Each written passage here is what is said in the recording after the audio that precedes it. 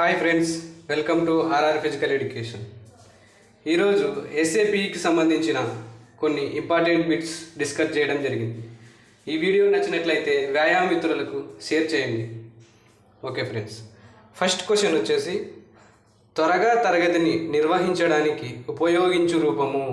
Okay, option A వచ్చేసి file రూపము, option B వచ్చేసి త్రిభుజాకార రూపము, ఆప్షన్ సి వచ్చేసి దీర్ఘచతురస్రాకార రూపము, ఆప్షన్ డి వచ్చేసి వలయాకార రూపము.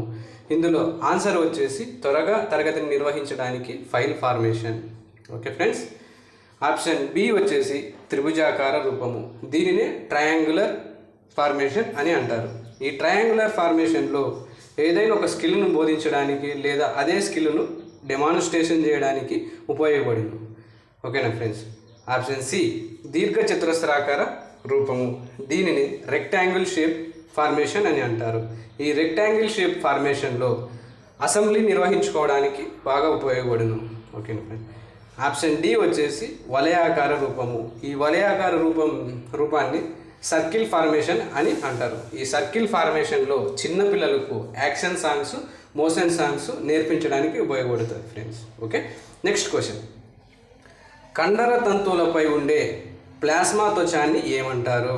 Option A sarcoplasm, option B sarcolemma, option C కండర తంతువుల కట్ట, ఆప్షన్ డి ఎపిమైసియం. దీనికి ఆన్సర్ వచ్చేసి సార్కోలెమ్మా. ఓకేనా ఫ్రెండ్స్, ఆప్షన్ ఏ వచ్చేసి సార్కోప్లాజం. ఈ సార్కోప్లాజం అంటే సార్కోలెమ్మా మధ్య ఉన్న ద్రవ పదార్థాన్ని సార్కోప్లాజం అని అంటారు. ఓకే, ఆప్షన్ సి వచ్చేసి కండర తంతువుల కట్ట. దీనిని ఫ్యాసికిల్స్ అని కూడా అంటారు. ఎపిమైసియం అంటే కండరం యొక్క బయట పొరను ఎపిమైసియం అని అంటారు. నెక్స్ట్ క్వశ్చన్ వచ్చేసి ఈ క్రింది వాటిలో సంయోజక కణజాలానికి సంబంధం లేని దాన్ని గుర్తించండి.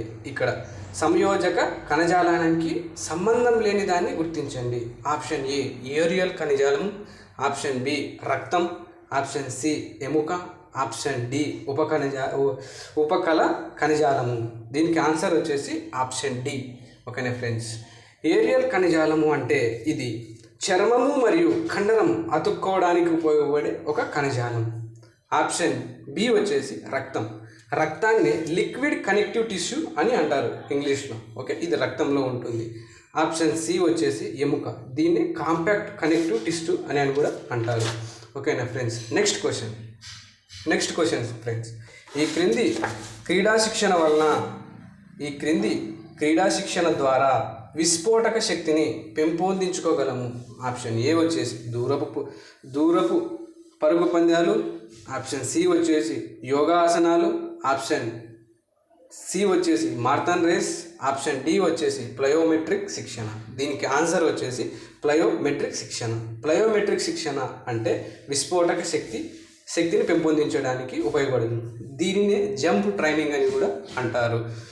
దీన్ని ఎవరైతే ప్రతిపాదించారో, ఎవరైతే దీన్ని మొట్టమొదటిగా కనుక్కున్నారో కామెంట్ రూపంలో తెలియజేయండి ఫ్రెండ్స్. ఓకేనా ఫ్రెండ్స్, ఆప్షన్ ఏ దూరపు పరుగు పందాల వల్ల ఏమి అభివృద్ధి చెందుతుందంటే ఎండ్యూరెన్స్, అంటే అధిక సమయం ఒక పనిని కొనసాగించగల శక్తి మనకి పెరుగుతుంది ఫ్రెండ్స్. నెక్స్ట్ వచ్చేసి యోగా ఆసనాల ద్వారా మన స్థితి పెరగడం జరుగుతుంది ఫ్రెండ్స్. మన పోచర్ ఆకృతి పెరగడం జరుగుతుంది ఫ్రెండ్స్. మారథాన్ రేస్ వల్ల ఎండ్యూరెన్స్ పెరగడం జరుగుతుంది ఫ్రెండ్స్.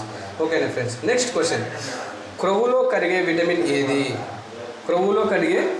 ఏది అంటే ఏడీఈకే ఫ్రెండ్స్. కానీ ఇది క్వశ్చన్ ఏమని అడిగాడంటే క్రొవ్వులో కరగని విటమిన్ ఏది అని అడిగాడు.